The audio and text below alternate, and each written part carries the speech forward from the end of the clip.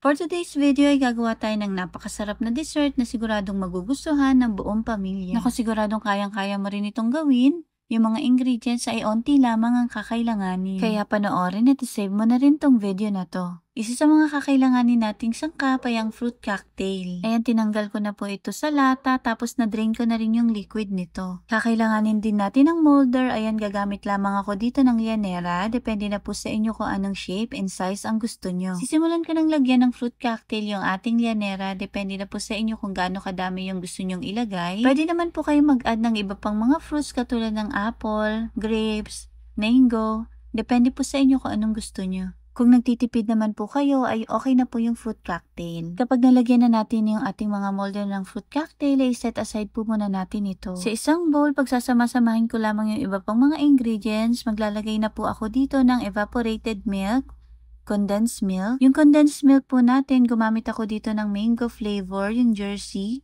Pero depende na po sa inyo kung anong brand yung gusto nyo or kung gusto nyo po yung plain lang po na condensed milk. At syempre naglagay rin po tayo ng all-purpose cream. Pagkatapos ay hahaluin ko lamang ito hanggang sa mag-combine yung mga ingredients na inilagay natin at magpantay yung lasa.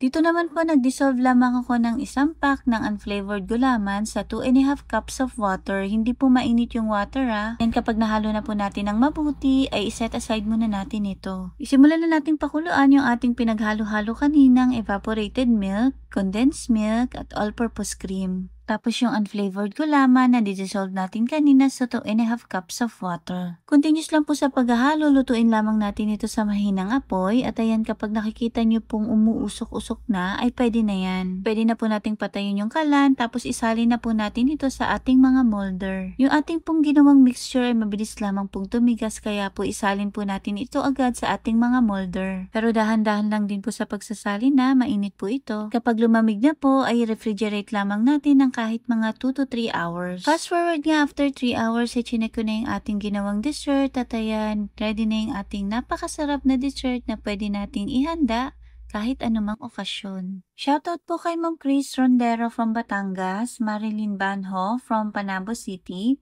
Marlene Reyes from Pangasinan, Criza Cadiente from Tarlac, and Ma'am Tina Aquino from Nueva Ecija. Maraming salamat po sa panonood ng aming mga videos. At kung umabot kayo sa part na to at nagustuhan niyo po ang aming video, ipaki-comment naman po kung taga saan kayo para naman pasalamatan po namin kayo sa aming mga susunod na video. Yun lamang po. Maraming salamat.